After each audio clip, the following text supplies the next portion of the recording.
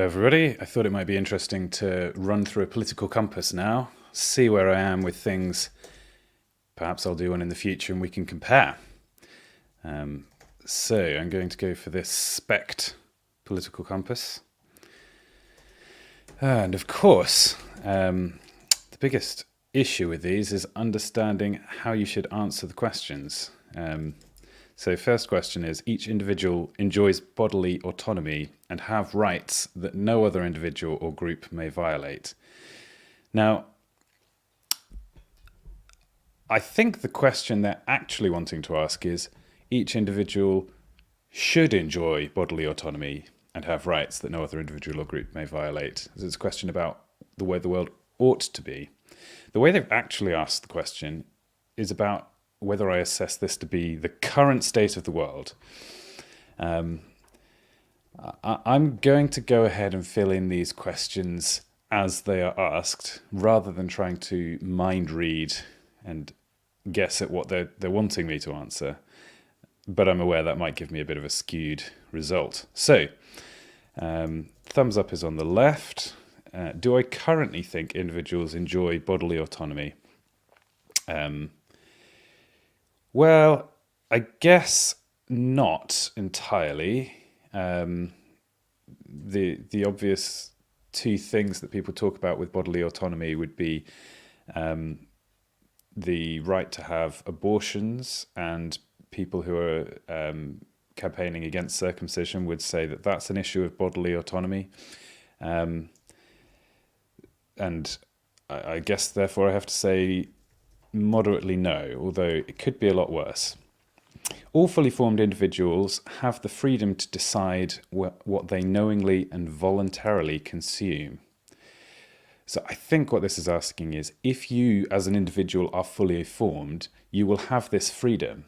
Again, I've got to say no, because if you were a fully formed individual, your personality had developed, and yet you were in a situation where you were being compelled against your will to consume something, you could be being force-fed, for example, you would not have the freedom to decide. So I've got to go no on that.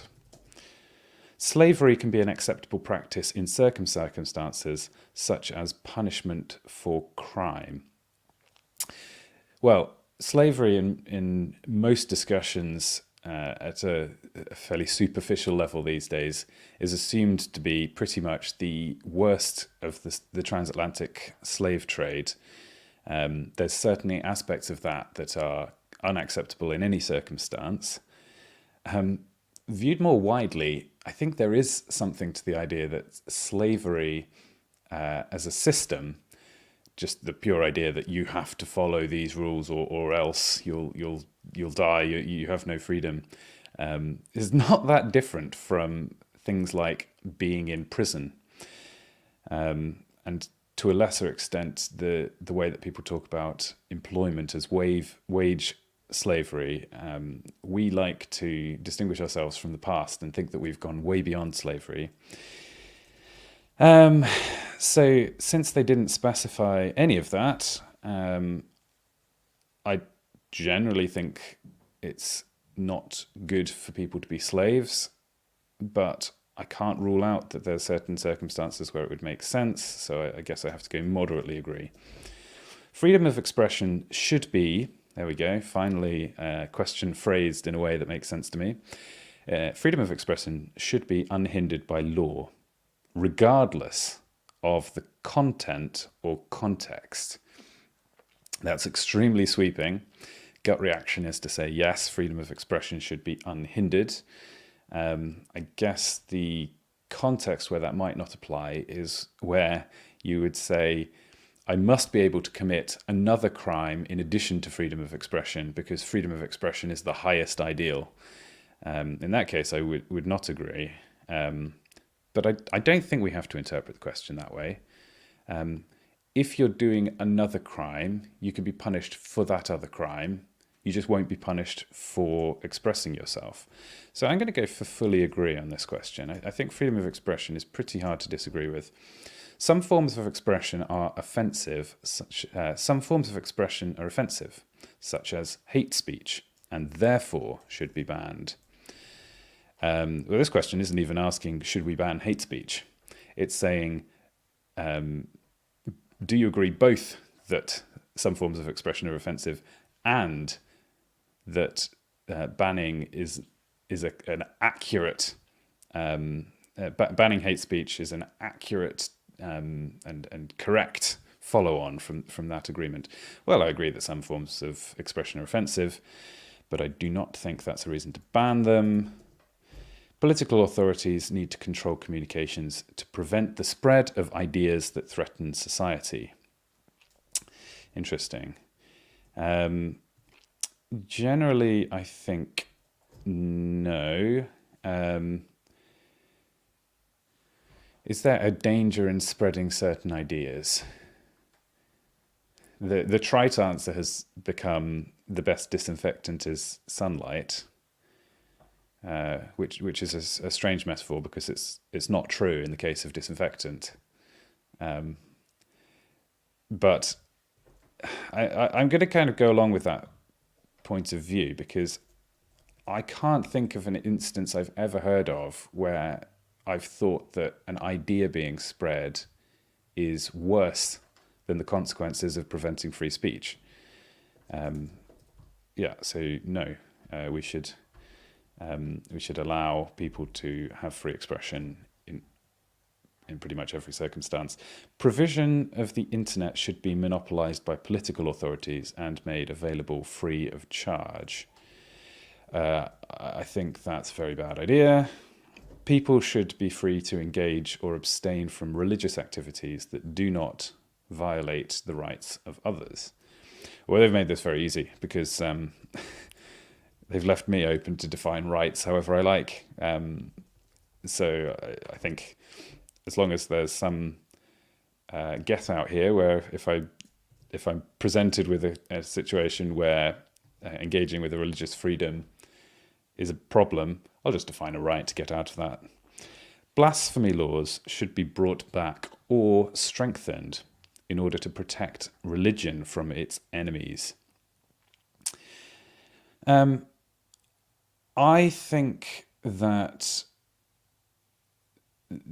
blasphemy is clearly a moral wrong. I think God both exists and is holy and worthy of nothing but the highest praise. But I also believe that law is not the correct way to enforce moral rights and wrongs. I think this is clearly talking about laws enforced by the state. And if I don't agree with blasphemy laws, I think I'm really nailing my colours to the mast as a free speech advocate, as these questions so far have kind of drawn me out of me. So blasphemy laws should be brought back. Fully disagree. The law should neither favour nor aggress against any particular religion, culture, or creed. Yeah, I would agree with that. I can see the temptation that if I was in a Christian majority country that I would want the law to favour Christianity, but I'd like to think that I'd maintain my opinion and my political ideals even in that situation. In the interest of equality, religious organisations should not be exempt from paying their fair share. Absolutely agree with that. It is valid to say that if you have nothing to fear, then you should have nothing to hide. On the previous question, by the way, the question of whether or not you should have special favours for political interest groups in your country is a kind of, you shouldn't, but it's always going to be there. I don't really believe the libertarian state will ever come about, but it's asking me how I would like the world to be. If they asked me the question, do I think there should be no wars in the world? I would say I don't want there to be wars in the world, but don't really hold out hope for that happening. It is valid to say if you have nothing to fear, then you should have nothing to hide. There are other reasons to hide things than fear, so I have to disagree. Transparency is vital to ensuring the accountability of institutions, political or otherwise. No, I don't think so. That would imply there's no way to have accountability in a situation with any kind of privacy, which I just don't believe. Obviously, transparency would increase the accountability of institutions, but I don't think it's vital. And I think it would be very detrimental to increase transparency too far. The surveillance powers of political authorities should be expanded to combat terrorism and other threats. Now, people might have heard me talking about the dangers on the last question of increasing political transparency. Actually, I'm not thinking in this case of issues of national security. I think the defence of the state is important, but where it comes into conflict with the freedom of the individuals in the state, you've got to be very careful, because you end up defending a system that's not worth defending. And I think when it's impossible to,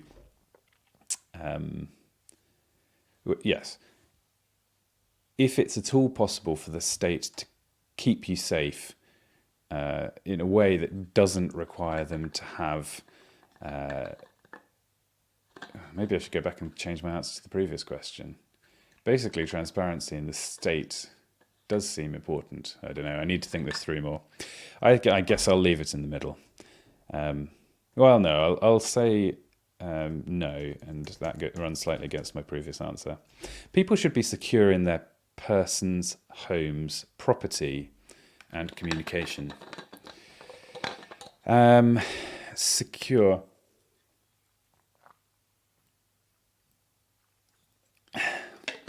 I'm not sure what they're guessing at here. I think they mean it should be the case that nobody ever steals from your house, that nobody ever intercepts your communications and reads them without your will, nobody ever violently attacks you. I hate this kind of phrasing, or it ought to be like this in the world. I think ought does imply can. So I don't think there's ever going to be a situation where people are completely secure, but I'll go for a half-down vote here.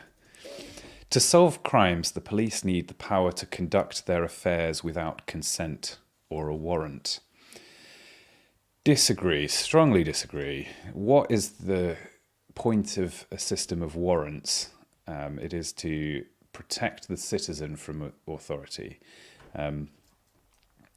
The individual police officer should have far less power than the police as an institution, and therefore getting a warrant from a judge to search people's house, very important.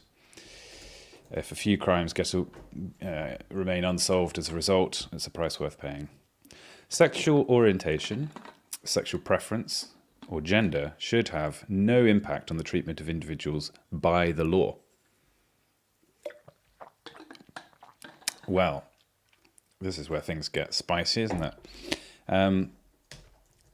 By the law. Well, my issue, I guess, here is I think the law should, again, keep its hands out of morality and more or less treat people as individuals. So actually, I do agree. Yeah, that's a yes for me.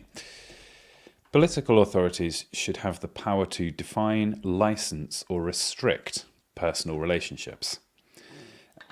Immediately knee-jerk no for this, right? Why on earth would a political authority have the right to define your personal relationships?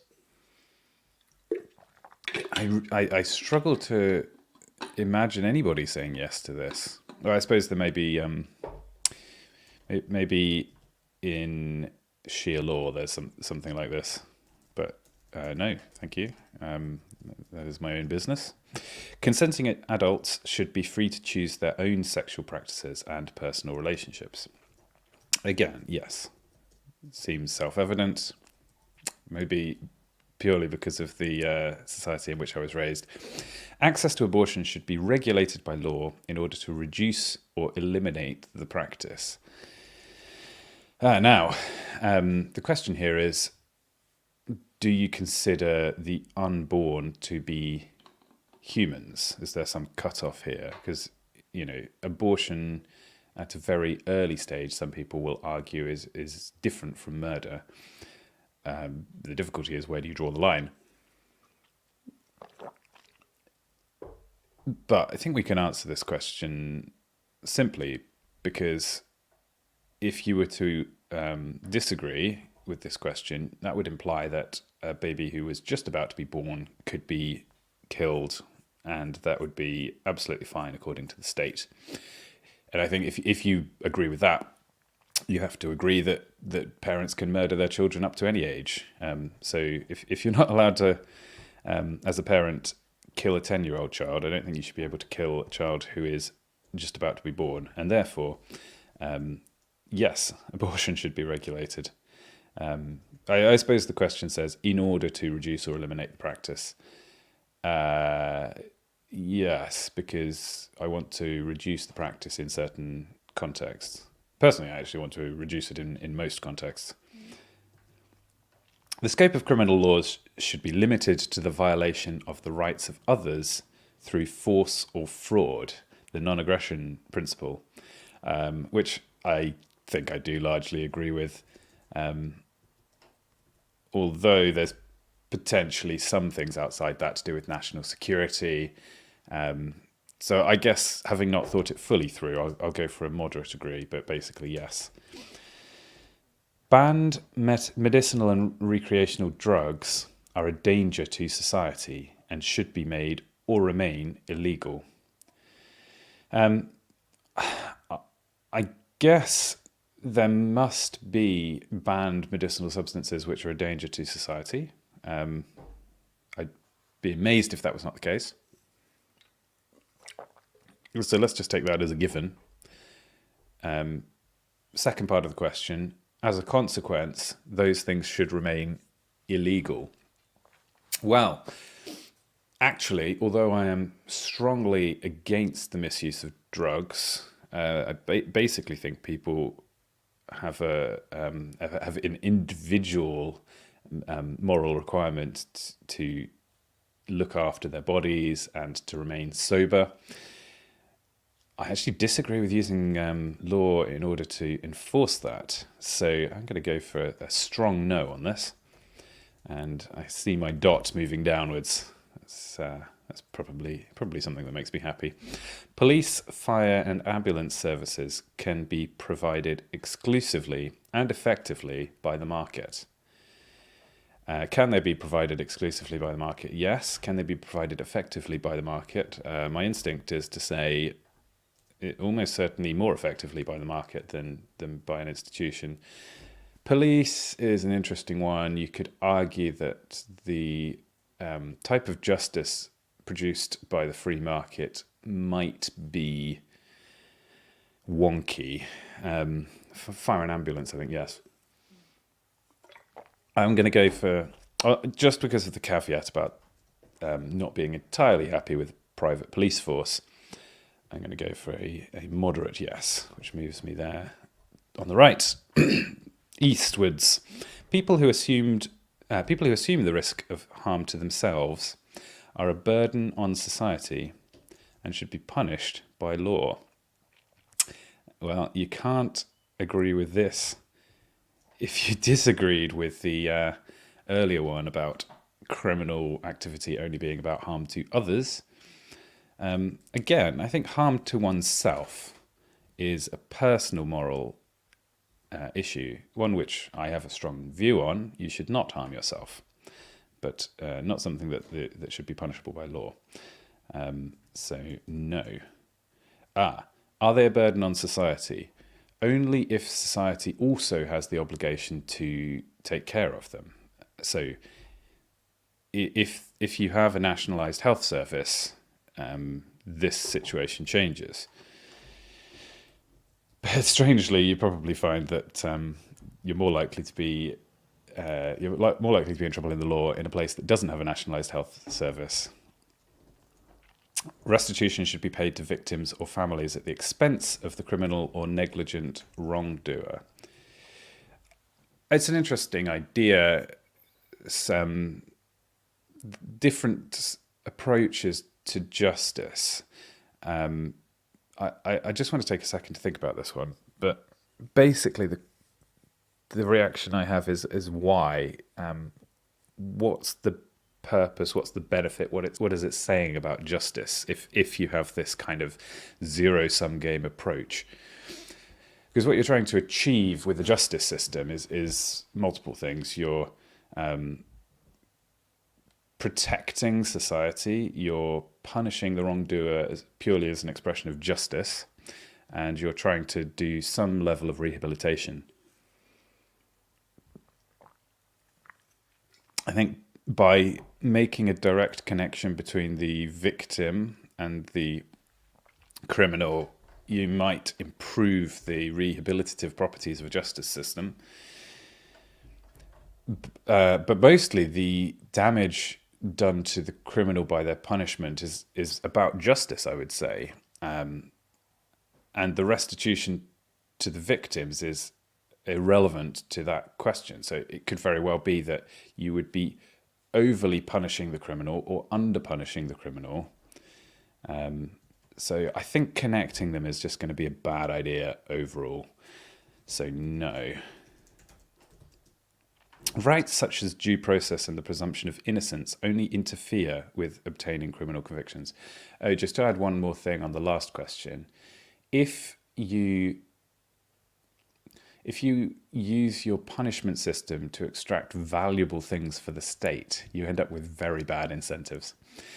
Yeah, so let's do this question. Rights such as due process and the presumption of innocence only interfere with obtaining criminal convictions.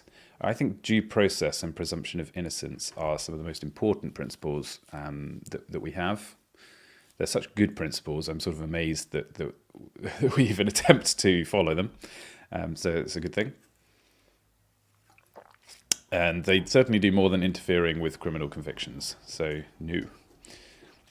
I don't know if people are reading that carefully why anyone would agree. Juries should be able to judge not just the facts of a case, but also the justice of the law. Currently, the jury are required to pronounce on guilt and innocence, and then it's the judge who completely independently decides what the sentence is going to be. Should juries also be able to pronounce on the justice of the law? It's a very interesting question. I think basically no. That can end you in realizing that the justice system is a lot more complicated and difficult to fix than it first appears, because if you've been asked to assess whether or not somebody did indeed steal a pen, and they're answering honestly whether they did or not, and then the punishment for stealing a pen in that country is death, what should the jury do? If they decide to pronounce the person innocent of stealing the pen, despite very clear evidence that they did steal the pen, in fact, they are judging on the justice of the law. And I think most people would, in fact, do that. So, again, maybe you should make that process more straightforward and transparent. When you see a system where on the face of it is doing one thing, but on further investigation it's doing something different, you have to think that it's been set up that way deliberately in order to deceive. And I do tend to go along with the idea that making things straightforward and explicit is good. So I'm going to change my mind actually here. I'm going to say tentatively, yes, juries should be able to pronounce on the justice of the law. Perhaps that would be a really good idea, although I'm not a lawyer, and proposing such a sweeping change to the legal system seems like something that's probably been extensively debated and tried, and it's failed. But I'm going to maintain that this sounds like a good idea. Free market dispute resolution is ineffective and thus requires a system of justice funded through political means. I think free market dispute resolution is extremely effective, and as I understand it, in most cases, this is actually how things happen. So a lot of stuff is settled outside court. Is it possible to have a private court system? Yes. In fact, again, I think a private court system would work better for most things than a public one. But you do need to have a court system. As long as there's any level of policing going on in the society, you need to be able to have criminal cases.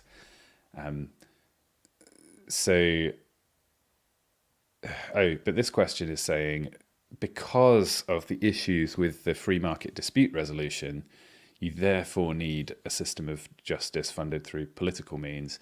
Well, no. Although I do think you need a political justice system, it's not for this reason. So again, sorry if I'm not taking this in the spirit of the question, but I disagree with that sentence. Prisons as they currently exist are a violation of individual rights and therefore should be abolished.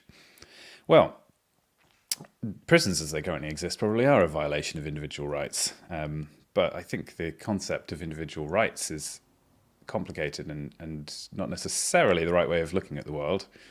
And so it's not a reason to abolish prisons. It's a reason to rethink our understanding of rights. If you view the world through a rights lens, as a lot of people are being pushed to do, you end up with some very strange conclusions. Prisons are clearly needed, unless you're going to apply capital punishment as your only alternative to fines. The only legitimate use of force is in defense of individual rights against physical aggression. No, I would imagine there's other reasons to use force than defending individual rights. I guess fundamentally individual rights is a primary reason for using force, but there are, I would say, two countries which both value individual rights and then go to war, and the war is over something other than individual rights. I think using force to defend yourself would be absolutely fine in that situation. I'll go for a moderate no. All people have the right to self-defense, and they may agree to be aided by any other individual or group. All people have the right to self-defense, and they may agree to be aided by any other individual or group. I think self-defense it's phrased as, do you have the right? It's kind of a an analysis of the world where rights exist, whereas I think rights are created or enforced, but they don't exist. So my reading of this question is, do people currently have the right to self-defense? Although again, I think the intention of the question is, should people have this right?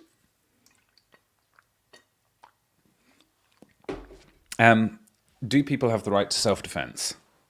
Well, you can't say that around the world people do have the right to self-defense, although they do in some places. So moderate no. Individuals do not have the right to own firearms, and it should be made difficult or impossible to acquire one. I hope there aren't too many questions which I'm going to misanswer for this reason. But again, the question is, they don't have the right currently, which I agree with. But they then tack on with an and. It should be made difficult to impossible to acquire a firearm. Should it be difficult or impossible to acquire a firearm? Actually, this is where I will part company with some of the libertarian thinkers. I think the state has to have monopoly on force. So I don't particularly see that individuals within a country ought to be able to fight back against the country. I guess I disagree with the American founders here. It's kind of preposterous to think at this point that the American state would ever lose in a military battle with the individuals. I guess the counter argument to that is that it's not pitched field warfare. It's a guerrilla force against. So can the US win in Afghanistan? Apparently, no. Therefore, could they win in America if Americans were all armed? Again, no. So, is the right to bear arms important? The downside, right, is that the system I want to propose is that we give one group the monopoly on force and then limit their responsibilities and only allow them to do things within very small within a very small range of options. Yeah, you can protect the free market within the borders and prevent the powers from outside the borders from dissolving the system. So having individuals with firearms inside the country seems like it doesn't give it. There's no use for a firearm. That's not true. If you're a farmer and you're using your gun to whatever farmers do with their guns, that is a use of a firearm other than battling with other people. And self-defense, yeah, I'm coming down on the. I'm switching in real time. I'm becoming a gun rights advocate. Individuals do not have the right to, and it should be made difficult or impossible to acquire one. Well, I guess I disagree with the second half, that it should be made difficult or impossible to acquire one. So I'll go for a moderate no. Having rethought it on the spot, perhaps I should just put neutral so that it doesn't unbalance my results. People who use violence to defend themselves from physical aggression should be prosecuted. Well, if you're defending yourself, then you've done nothing wrong, in my opinion. So you should not be prosecuted. The law should restrict, register, and monitor the ownership, manufacture, and transfer of firearms and ammunition. I'm really going to have to make my mind up about this question, aren't I? It's almost as if it's an important question. I'm going to say firearms should be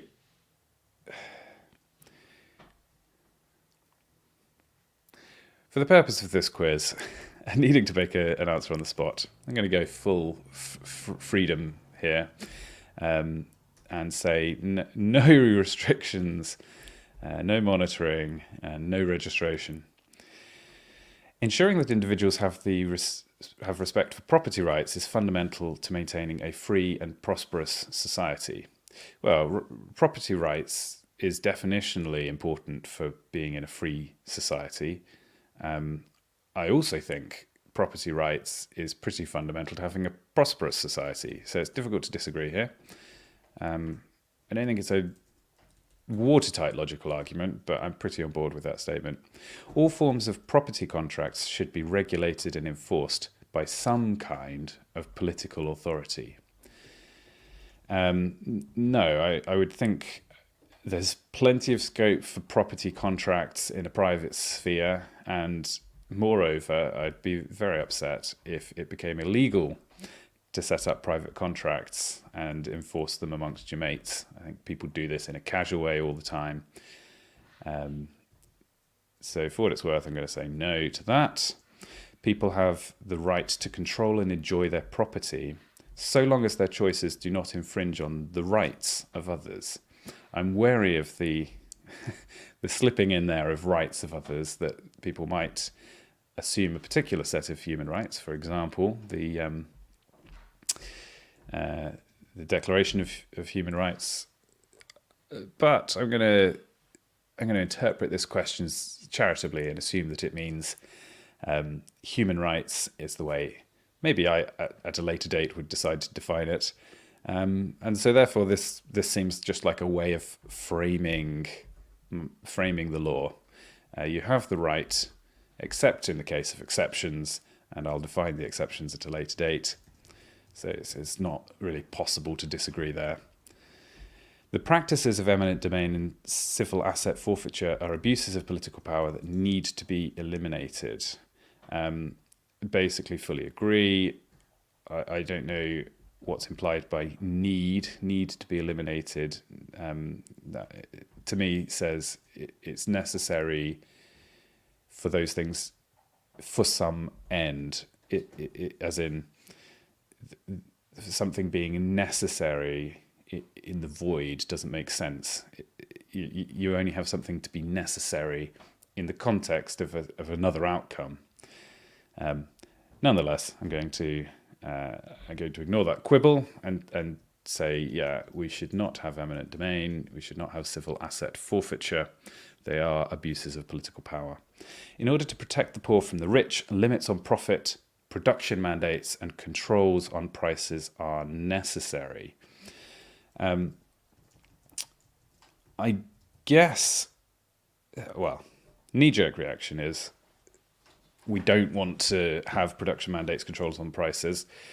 We don't want limits on profits. However, there is a way in which this is true.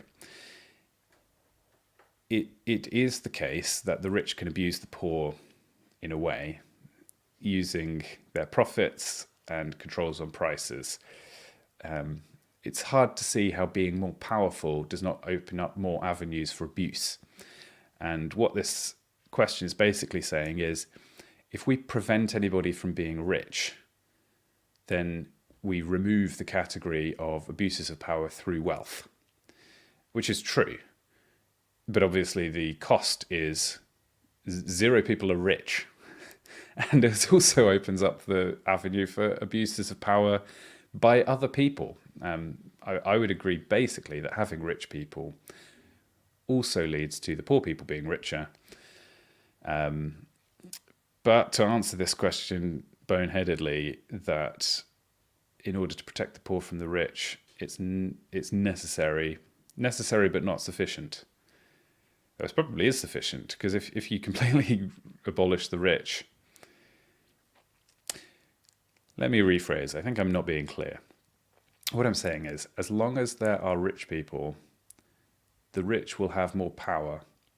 That's the definition of being rich. And if you have more power, you will be able to abuse other people, in particular, those who have less power. So if you want to protect the poor from the rich, you need to abolish the rich. But you don't need to do it with limits on profits. The only way to do it is just to get rid of rich people. And there's many ways to do that. So it's not necessary. Disagree. I know answering the questions in this way is not helpful, but it makes a more interesting live stream. Arguably. For voluntary dealings, parties should be free to trade with whoever they want and on mutually agreeable terms. I don't know why should is being used there. That seems inaccurate. I would say definitionally voluntary dealings has to be on mutually agreeable terms. If it's not been agreed mutually, one person is being compelled and it's therefore not voluntary. So it's a definitional rather than an ethical question. But I suppose the question therefore becomes, should what is be? I'm going to say yes. Landowners have no incentive to maintain a natural resource, and as such, they need to be regulated by a political authority. Part 1, yes, landowners have no incentive. Oh, that's not true. No, part 2, no. So then I disagree with the whole question. Clearly, landowners do have some incentives to maintain natural resources. To prevent tragedy of the commons, such as pollution and misuse of resources, all land should be privatised. That actually seems very sensible to me. That was my knee-jerk reaction when the question started out talking about tragedy of the commons. Environmental protection requires that natural resources be held in common and private ownership restricted? Well, you just asked me this same question in the negative. This is about environmental protection. I would argue that environmental protection is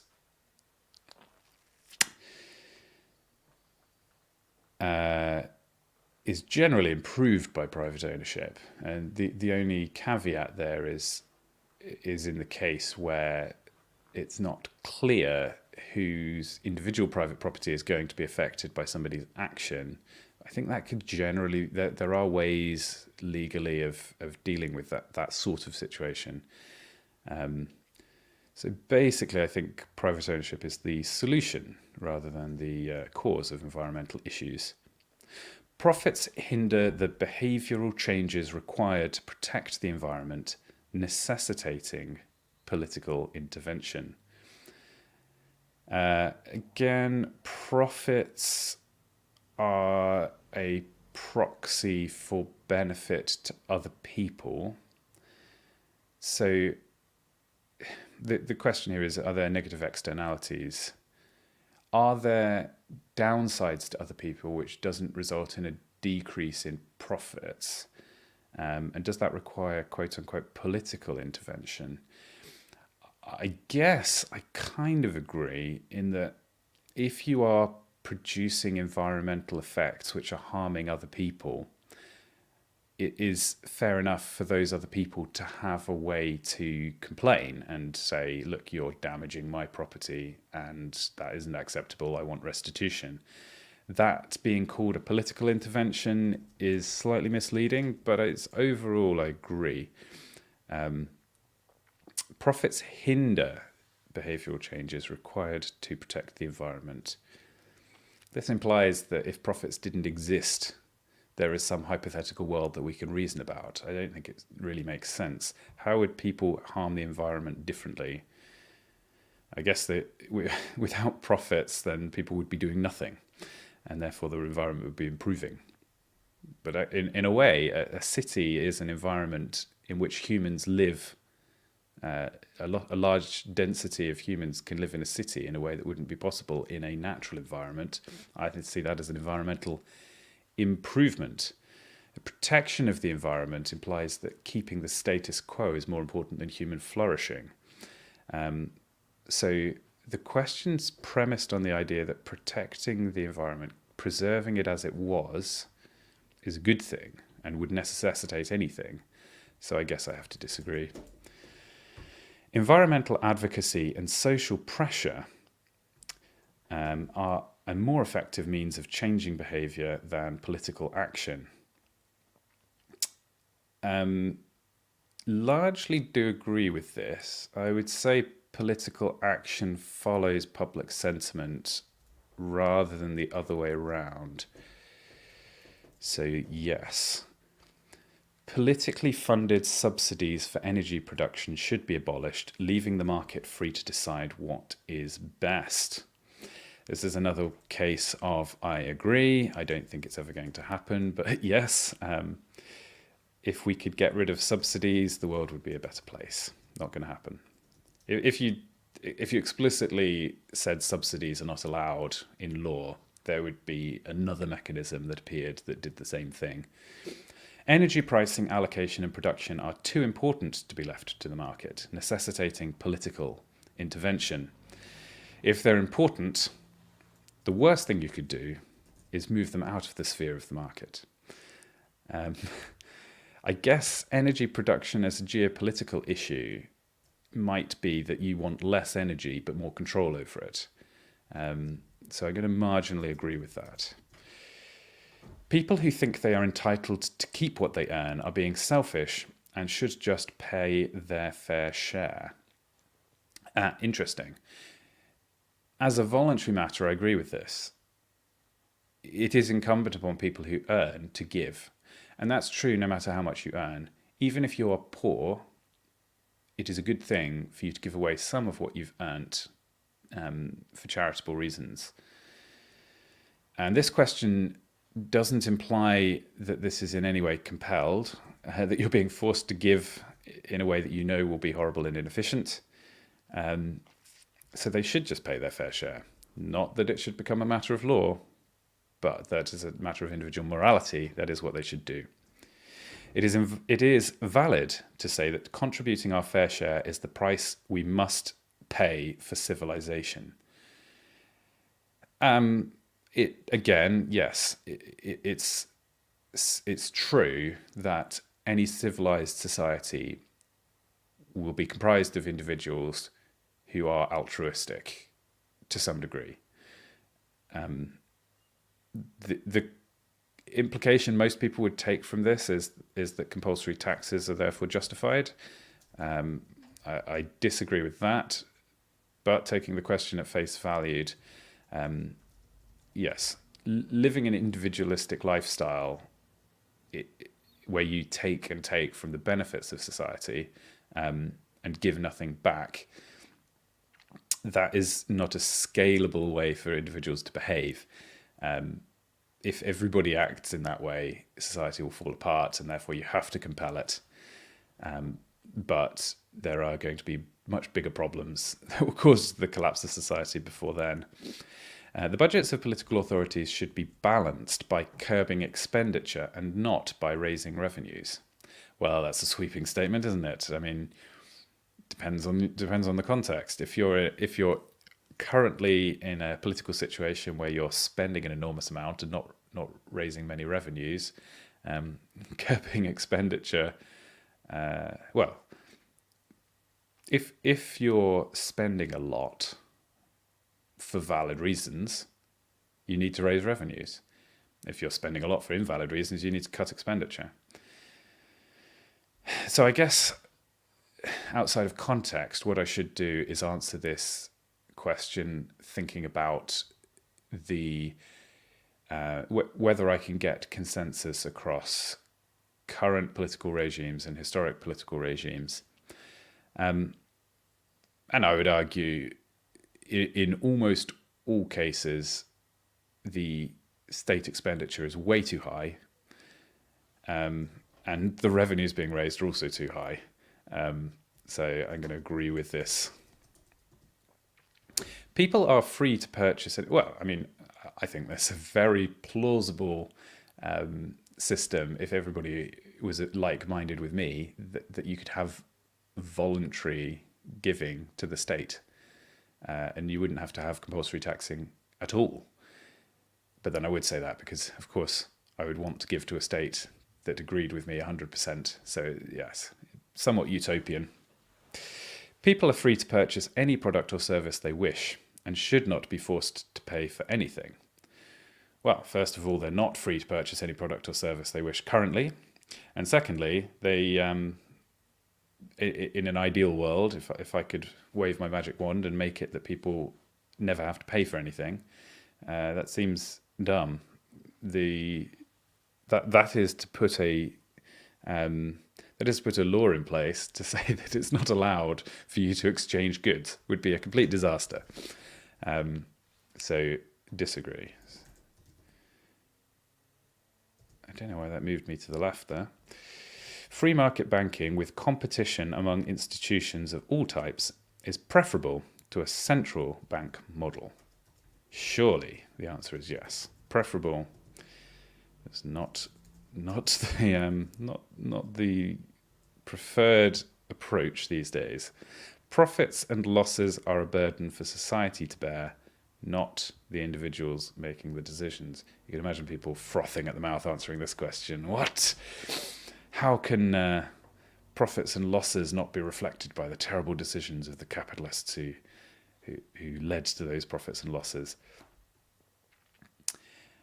I think it's important that there are individuals who bear responsibility, because the individuals are the ones who make decisions. If they're not incentivized to make good or bad decisions, then they will.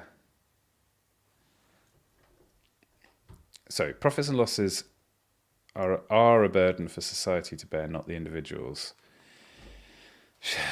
I need to stick to answering these consistently. So, is it currently the case that profits and losses are a burden for society to bear?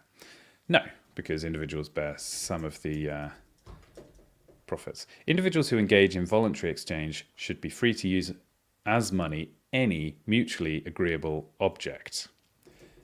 That I absolutely agree with. I think it's horrible that people are not allowed to use currencies of their choice, and very dangerous, and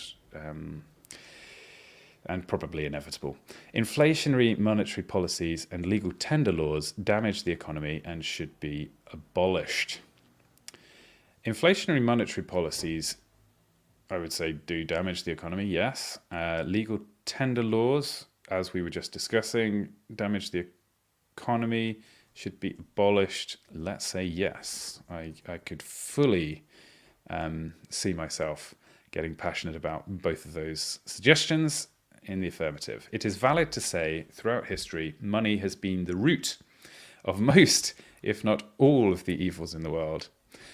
Well, this is a clever little misquote of a verse from the Bible that says that the love of money is the root of all kinds of evil, which gets transformed in two ways. You remove the love of money and just think of it as money and say, well, our criticism is capitalism. And we say it's the root of all evil. In this case, they have said most, if not all. Money is not a bad idea, and anything that's a bad behavior that happens through money would have been possible through a barter system. The thing that's bad that's happening is not directly related to the money, with the exception of people using complicated systems to get away with things because people don't understand what's going on. I guess it is the case that a lot of evil has been created through people misusing the economy, but not most or all of the problems in the world. So strongly disagree. People have the right to form corporations, cooperatives, and other entities based on voluntary association. Do they currently have that right? Yeah, to some extent. Obviously, they're asking me, should they have the right, or does that right in some abstract sense exist? And again, I would agree, so not too misleading. Private ownership of the means of production is theft and should be owned by workers instead. No. Ownership of the means of production by workers is theft. Strongly disagree. Politically funded subsidies and bailouts to businesses, labour, and other special interests should be abolished. Yeah, well, they should be, but they never will. Subsidies are clearly unjust, but they are an inevitability about living in a fallen world. Politically created entities should be able to compete with private enterprise within any industry. Politically created entities should be able to compete. I guess this implies, I think, that there should be politically created entities operating in any sphere in which the free market is doing a perfectly good job, which I kind of disagree about. So should this happen? No. If this is happening, I disagree with it. It might be that the question is trying to ask me, a politically created entity will be competitive. Do I think it's efficient to run things through the state? In either case, no. Employment agreements should not be encumbered by the social engineering of political authority. Basically, yes. If you are signing up voluntarily to be employed, you should have the freedom to sign up for whichever contract you like. Employers and employees should be required by law to bargain with each other through a labour union. What an atrocious suggestion. Membership in a labour union should be a requirement for obtaining employment in any job. Again, horrendous. Compulsory arbitration and bargaining are necessary to ensure that bosses do not exploit their workers. No, I would say exploitation implies a lack of freedom, and I don't think arbitration and bargaining are the solution to that. I think if you're being compelled to do a job against your will, that is a criminal issue, not a civil one. Provision of education should be monopolised. Well, there might be civil situations. Oh, all right, let's go back. Compulsory arbitration and bargaining are necessary to ensure that bosses do not exploit their workers. Well, if it was impossible to arbitrate anything, then it would be very easy to exploit workers. It would probably be also easy for workers to exploit their bosses. Oh dear. But I kind of agree then on rethinking. Fine. I'll put moderate agree. Provision of education should be monopolised by political authorities and made available free of charge. I disagree on both counts. Free market education achieves greater quality, accountability, and efficiency with more diversity of choice. There you go. This is why I disagree. I agree with this. Free market education, I believe, would achieve better quality. The education of children is the sole financial responsibility of parents or guardians, not some political authority. It's phrased in a surprisingly sassy way. Yes, I think this is right. I think there probably are situations in which a parent or guardian could lose custody of children, and failing to provide them with sufficient education might be a reason for that to happen.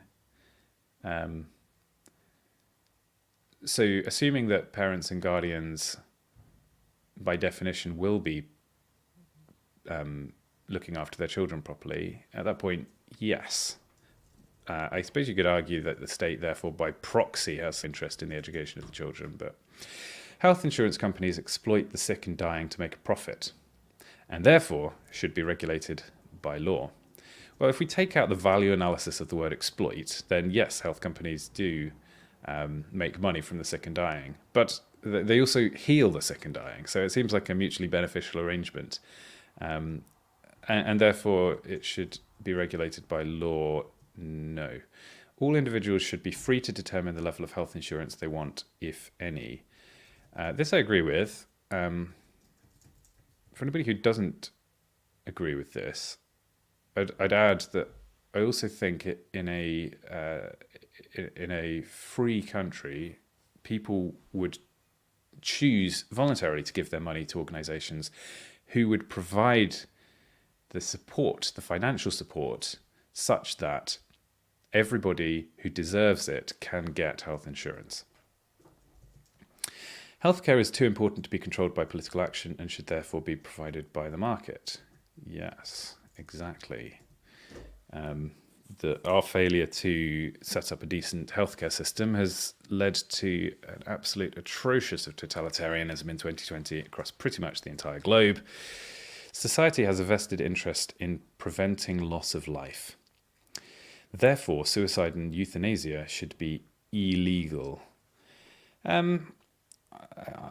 Based on my answers to questions about an hour ago, I think suicide is a personal moral matter, and it is wrong to commit suicide under any circumstance. But I don't think that it should be illegal as a result.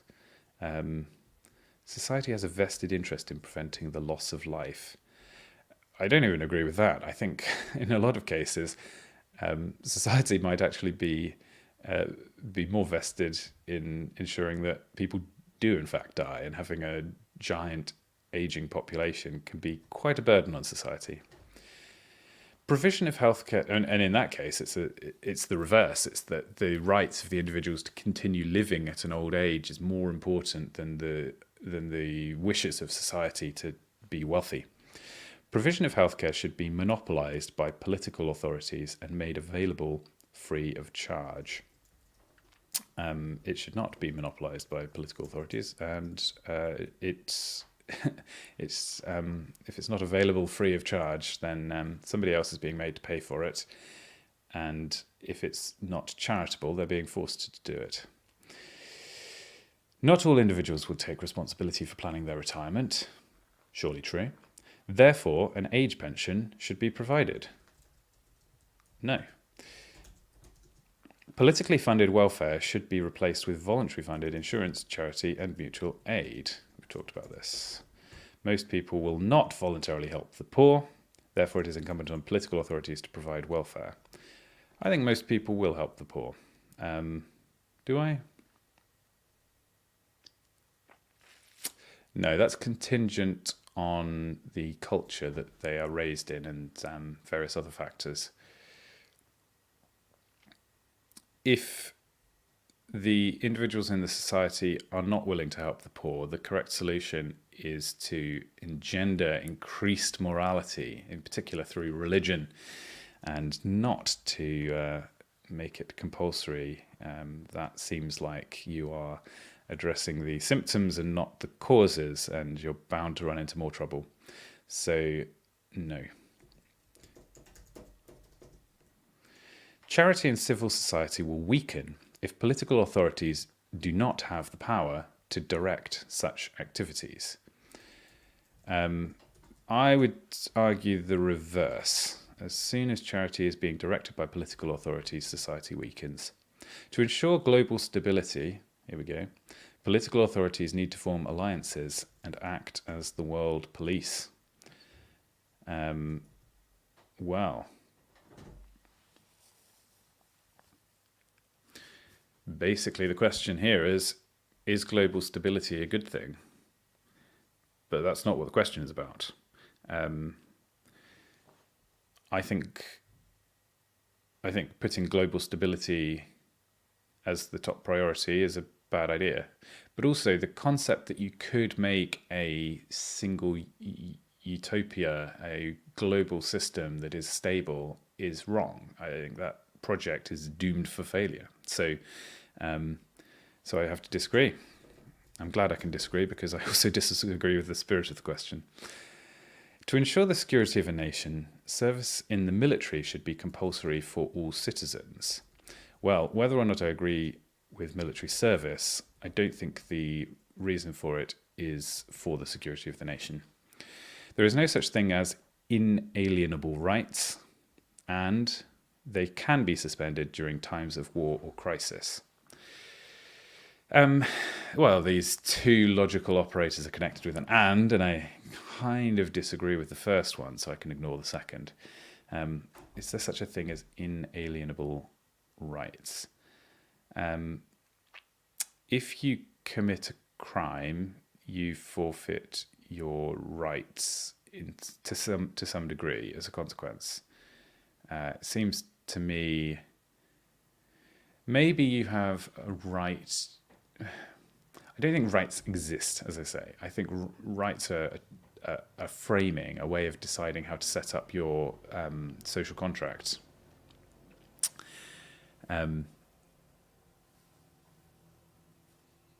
Let's just answer this question literally. So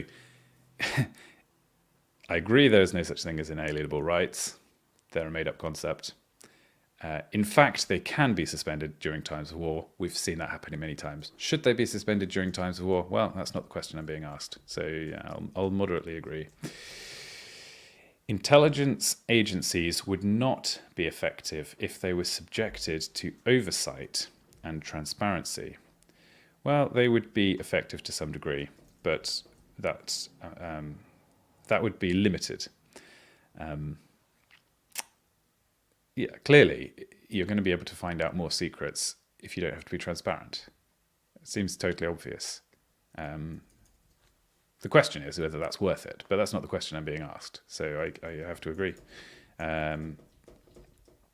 Laws that create political secrets which prevent society from knowing the truth should be acknowledged. Laws that create political secrets. What is an example? What are they talking about?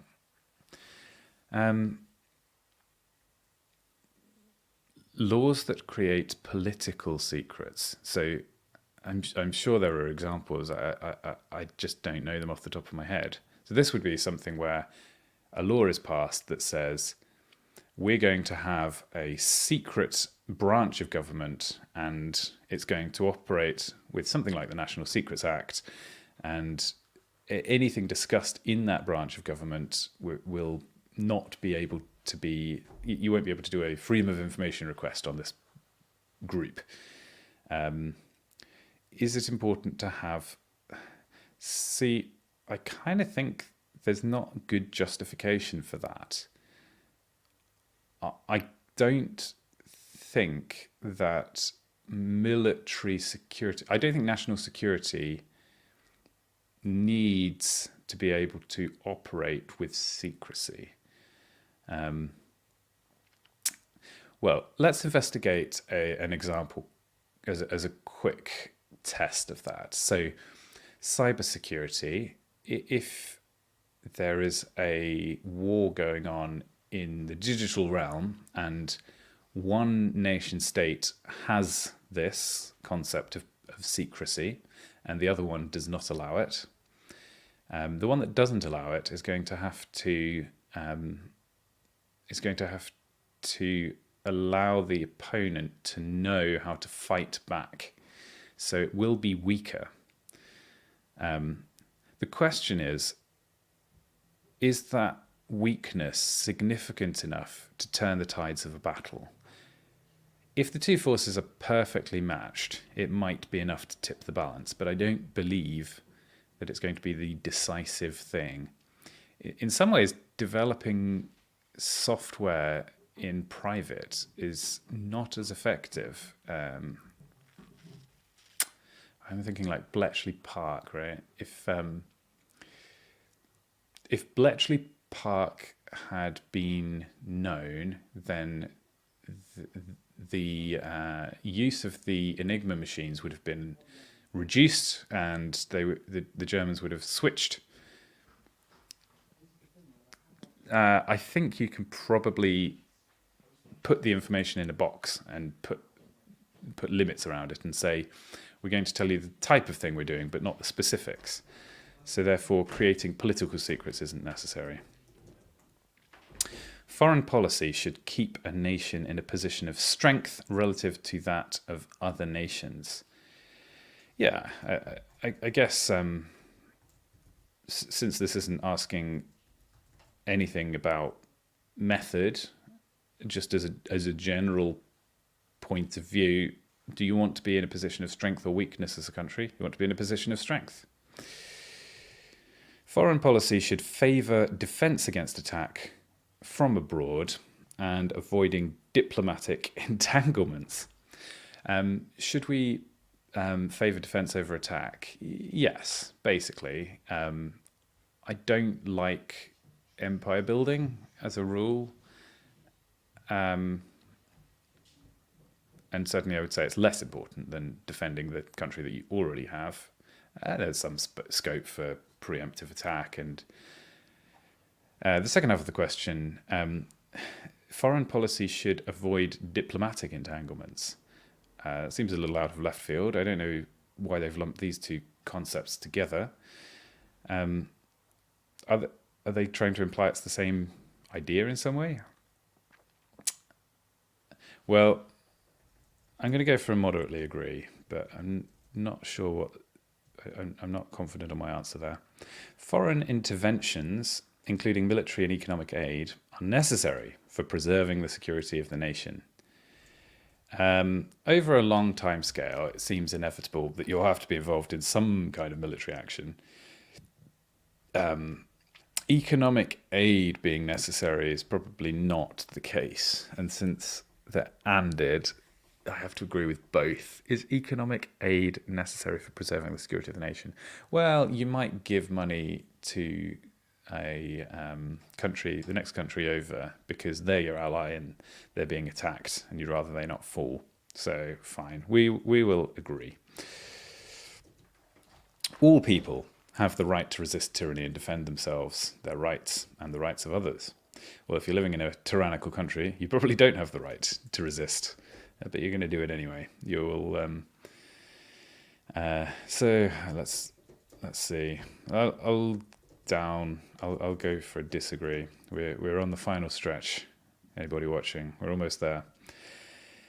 To increase wealth and reduce poverty, all impediments to free trade should be abolished. This is making me think about protectionism, which I generally dislike.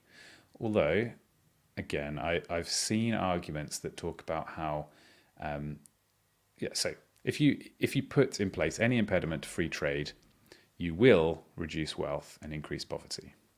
But perhaps that's sometimes justified. So I'm going to disagree, and that is a difference to what I would have answered here up to relatively recently. Political freedom and escape from tyranny require that individuals not be prevented from crossing political borders. I think being able to leave a system is extremely important. Is it required? Yeah, I'm going to say it is.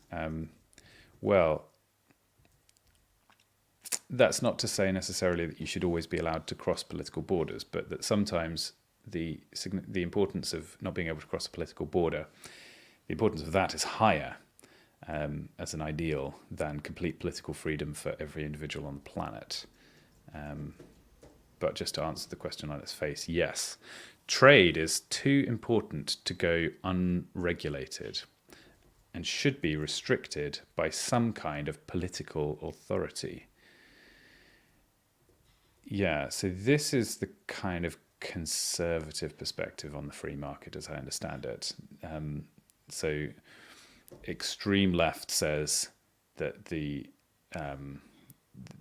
free trade system is terrible and should be abolished. The extreme right economically argue that trade is inherently good and doesn't need any regulation. And this middle ground position is that we should encourage it to blossom in a particular direction. I generally disagree. I think regulations are not needed. Situations where you introduce regulations, if they ever started with good intentions, the actual effects are not what people wanted. The harm done is worse than the good done. So pretty easy answer for me. Economic freedom requires the unrestricted movement of humans, as well as financial capital, across political border. Economic freedom demands this. So it's saying whether or not you agree with economic freedom, for economic freedom to exist, it's necessary for humans to move unrestricted. Well, complete economic freedom. I think you can't argue that if there's a restriction on people's movements or the movement of goods or services, I don't think you can argue that removing those restrictions would not increase economic freedom. So I guess yes, I have to agree with that. All people, without exception, are born with an inherent right to their life, liberty, and property. They are born with these rights, and if they act in certain ways, they might lose them. Do you have a right to property? That's an interesting question. So the hypothetical situation here is a baby is born. They never do any work for their entire life, and they never have any property. Well, I suppose that you could argue that they're born with their own body, and their body is part of their property, and they have a right to own it as such. So yes, I guess I'll agree. Again, I don't. Not that I'm saying a right exists out there in some Platonic sense. I'm saying as a way of framing the way I would run the rules, yeah, everybody. I mean, the key part of this really is equality. All people, without exception. So it's meaning it doesn't matter your gender, skin color, beliefs. It doesn't matter your abilities. It doesn't matter if you're disabled. It doesn't matter if you are the descendant of a criminal. You have, which is quite an individualistic. It's a sort of positive view of individualism, I guess. There are some rights that can impose an obligation upon other individuals to fulfill that right. I would argue that there are some rights, yes, in the sense that there are rights that people are attempting to enforce. The very obvious examples are things to do with divorce. Frequently the case that a man is required after a divorce to continue to send money to his wife. Sometimes it happens the other way around. There are some rights. These rights do exist. Should they? That's not the question I'm being asked. Law should neither deny nor abridge human rights based on biological characteristics or personal preferences. Law should not deny human rights based upon biological characteristics or personal preferences. Yes, I kind of agree. I kind of immediately see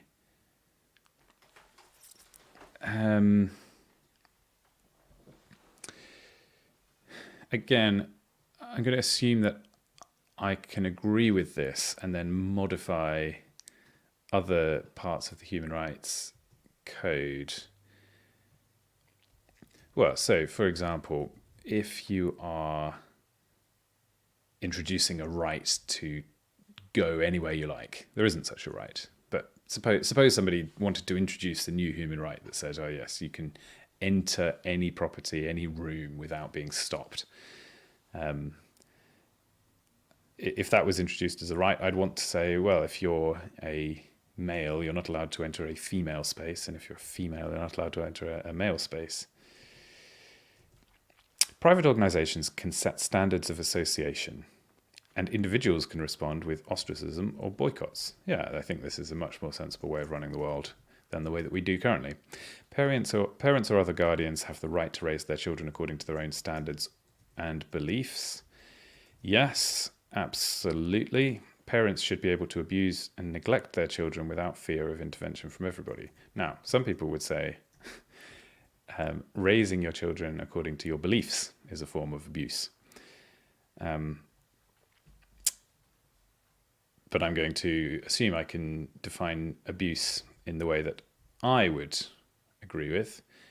And I think it is not right that parents are able to abuse and neglect their children. I think the human rights of the child put them in a different category to property, and it is right for the state to intervene to protect children. So, no, disagree. Without the state to protect society from the violence of human nature, there would be chaos and disorder. The state is a pocket of order in an otherwise disordered universe. I don't think that this question is the way that I would phrase it, but I will agree. It is the right of every individual to resist tyranny and abolish it, replacing it with a system that respects individual rights. Well, as I've been answering all of these questions about rights, I don't think rights exist, and I don't think currently in the world it is the case that you can rely on having the right to resist tyranny. It's not really tyranny if you have the right to resist it, in a way. The state is an inherently immoral institution and should be torn down as soon as possible. Is this the last question? I think it is. So they've thrown in at the last full-on anarcho capitalism, which is a system that,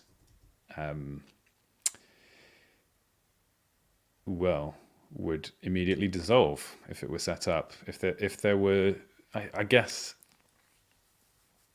the concept, I suppose, is you don't need a state. You just need a group of people in a decentralized way to organize a militia and defend the land and protect private property. It's a very appealing idea. And I guess I am drawn towards it. I do think most of what the state does is inherently immoral. I thought that even before 2020.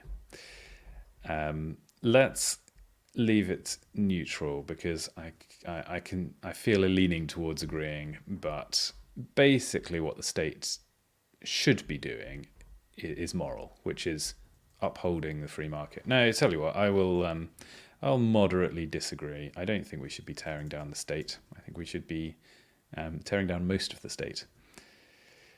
There you go. You were spec'd as conservative. I think, if I remember, my cultural libertarianism was, last time I did this test, I think I was further south on that axis. That is to say, I have changed to become more culturally conservative. I want people to, apparently, more than I used to, follow laws as I would define them. Now, it might be because of the particular way I chose to answer the questions. Economic 67, I more or less think that the further right you are on the economic axis, the better. And the only reason I'm at 67 rather than further probably reflects the fact that I think if you push too far in that direction, you end up with a system that can't defend itself. Great. Well, I hope that somebody got something out of that. I quite enjoyed doing it, even if nobody ever watches this broadcast. But there you go. Maybe one day in the future I will come back and watch this and see whether I've changed in my opinions.